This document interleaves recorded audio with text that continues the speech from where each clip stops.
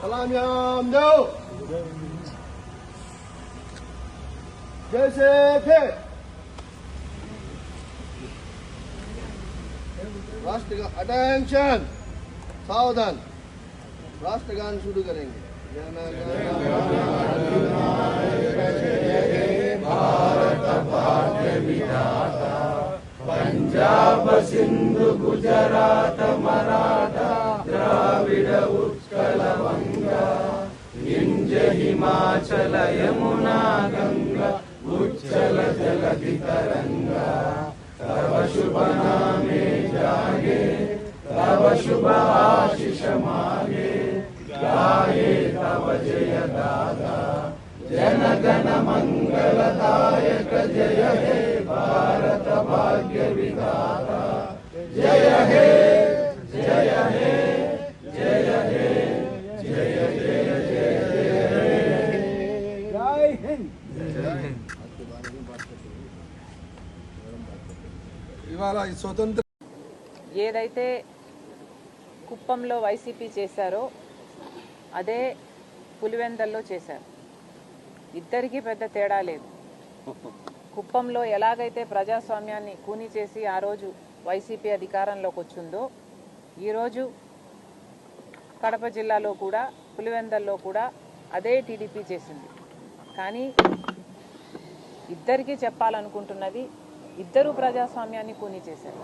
TDP అయినా YCP అయినా ఇద్దరికీ పెద్ద తేడా లేదు. అందుకే చెప్తున్నా వీళ్ళందరూ మోడీతో అలాగే ఉన్నారు. ఏదో ఒక రకంగా చంద్రబాబు గారు అయితే బహిరంగంగానే కూటమి కట్టారు. కానీ జగన్మోహన్ రెడ్డి గారు ఏమీ తక్కువ తినలేదు. ఈయన రహస్యంగా కూటమి కట్టారు. అంతే తేడా. వీళ్ళందరూ మోడీ కోసం పనిచేస్తున్న వాళ్ళే. వీళ్ళందరూ ఎంపీలు ఎంతమంది 25 మంది లోక్సభ 11 మంది రాజ్యసభ ఏ పార్టీకి చెందిన ఎంపీలైనా ఈరోజు బీజేపీకే ఎందుకు ఊడిగలు చేస్తున్నారు? ఇదంతా రాష్ట్ర ప్రజలు ఆలోచించాల్సిన అవసరం ఉంది. ప్రజాస్వామ్యం ఎవరూ బ్రతికించే వాళ్ళు లేరు ఇక్కడ. కాబట్టే చెప్తున్నాం కాంగ్రెస్ పార్టీ పుంజుకోవాల్సిన అవసరం ఉంది. కాంగ్రెస్ పార్టీ బలపడాల్సిన అవసరం ఉంది. కాంగ్రెస్ పార్టీ బలపడితేనే ప్రజల గొంతును వినిపించగలరు. కాబట్టే ఈరోజు ప్రజాస్వామ్యం బ్రతికించడానికే రాజ్యాంగాన్ని బ్రతికించడానికే ఈరోజు కాంగ్రెస్ పార్టీ ఈ పెద్ద పోరాటాన్ని కూడా నెత్తికెత్తుకుంది. అంటే ఓటర్ చోరీ విషయంలో కూడా ఇంతవరకు చంద్రబాబు గారు జగన్మోహన్ రెడ్డి గారు మాట్లాడటం లేదు. మోడీ గారిని విమర్శించడం లేదు. ఈసీని ఎందుకు మీ గుప్పెట్లో ఉంచుకున్నారు అని మోడీ గారిని ప్రశ్నించడం లేదు. ఎందుకు అని అడుగుతున్నాం. ఎందుకంటే చంద్రబాబు గారేమో కూటమి కట్టారు, జగన్మోహన్ రెడ్డి గారేమో అక్రమ పొత్తు పెట్టుకున్నారు. కానీ వీళ్ళల్లో ఎవరూ ప్రజాస్వామ్యాన్ని కాపాడే వాళ్ళు లేరు. ఏదైతే కుప్పంలో చేశారో ప్రజాస్వామ్యాన్ని కూని చేసి అదే మళ్ళీ కడపలో జరిగింది. ప్రజాస్వామ్యాన్ని కూని చేస్తే సాధ్యమైంది. ఇది మళ్ళీ చెప్తున్నాం, ప్రజాస్వామ్యాన్ని బతికించే పార్టీలు అవసరం. ఈరోజు మేడం వేస్ ఫ్యామిలీ కంచుకోటను బద్దలు కొట్టే 40 ఏళ్ల పాటు అధికారం ఉండి రిగ్గింగ్ చేసుకుంటూ పోతే ఏదైనా సాధ్యం. అందుకే చెప్తున్నాం ప్రజాస్వామ్యాన్ని బ్రతికించాల్సిన అవసరం ఉంది అని. అందుకే చెప్తున్నాం ఇలా దుర్మార్గంగా తాలిబాన్ల లాగా వ్యవహరిస్తే ఏదైనా సాధ్యం. సాధ్యం కాదు అని మేము అంటం లేదు, కానీ అది పద్ధతి కాదు అని చెప్తున్నాం. ఇది భారతదేశం అని గుర్తుపెట్టుకోవాల్సిన అవసరం ఉంది నాయకులందరికీ కూడా. ఇప్పుడు ఉన్న పరిస్థితుల్లో ఒకప్పుడు భారతదేశం బ్రిటిషర్ల చేతుల్లో ఉంది. స్వతంత్రం తెచ్చుకోవడానికి ఎంతో పోరాటం చేస్తే తప్ప ఇది సాధ్యం కాలేదు. కానీ ఇప్పుడు మళ్ళీ భారతదేశం బందీ అయింది భారతీయ జనతా పార్టీ చేతుల్లో. మోడీ గారు అంటున్నారు నయా భారత్ నిర్మిస్తామంటున్నారు. మోడీ గారిని కాంగ్రెస్ పార్టీ సూటిగా ప్రశ్నిస్తుంది, ఏది నయా భారత్? ఏమిటి నయా భారత్? ఆర్ఎస్ఎస్ జెండాని ఆర్ఎస్ఎస్ అజెండాని అమలు చేయడమే మోడీ గారి నయా భారత్. అంబేద్కర్ గారు రచించిన రాజ్యాంగాన్ని అవమానించి మార్చాలి అనుకోవడమే మోడీ గారి నయా భారత్.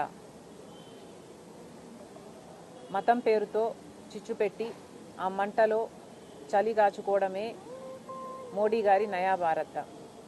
ఒక గోద్రా అయినా ఒక మణిపూర్ అయినా వేల మందిని పొట్టన పెట్టుకోవడమే మోడీ గారి నయా భారత. ఈ రోజుటి వరకు కూడా మణిపూర్లో రాష్ట్రపతి పాలన విధించి ఉన్నారు. అదేనా మోడీ గారి నయా భారత్?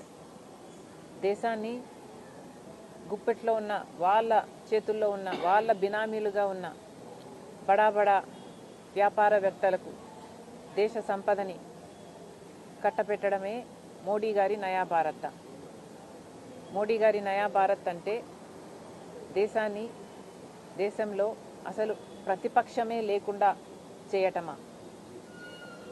ప్రతిపక్షంగా ఉన్న వాళ్ళను, లేకపోతే మోడీ గారిని, బీజేపీని ప్రశ్నించిన వాళ్ళని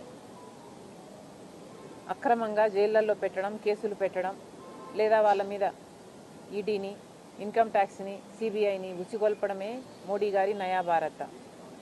ఆఖరికి RBI, election commission of India లాంటి ఇండిపెండెంట్ వ్యవస్థలను కూడా మోడీ గారు స్వార్థ రాజకీయాల కోసం వాడుకుంటున్నారు.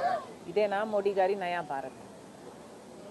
మళ్ళీ చెప్తున్నాం, ఇది నయా భారత్ కాదు, ఇది దగా భారత్.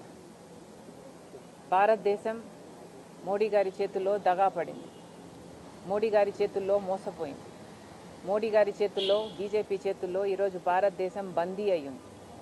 కాబట్టే ఇంకొక పోరాటం చేయాల్సిన అవసరం ఉంది. ఆ పోరాటాన్ని రాహుల్ గాంధీ గారు నెత్తినెత్తుకున్నారు. ఈరోజు ఓట్ల చోరీ ఎంత బ్లేటెంట్గా బీజేపీ సిగ్గు లేకుండా చేసిందో, మోడీ గారు బీజేపీ కలిసి ఈసీని ఎలా తమ గుప్పెట్లో పెట్టుకున్నారో రాహుల్ గాంధీ గారు చాలా सलाम दो जैसे थे। राष्ट्रगान अटेंशन, सावधान, राष्ट्रगान शुरू करेंगे। भारत भाग्य विधाता, पंजाब सिंधु गुजरात मराठा, द्राविड उत्कल वंगा, विंध्य हिमाचल यमुना गंगा, उच्चल जलधि तरंगा। तव शुभ नामे जागे, तव शुभ आशीष मागे, गाये तव जय दाता, जन गण मंगलदायक। जय हे भारत भाग्य विधाता, जय हे, जय हे, जय हे, जय जय जय जय हिंद। इवाला स्वतंत्र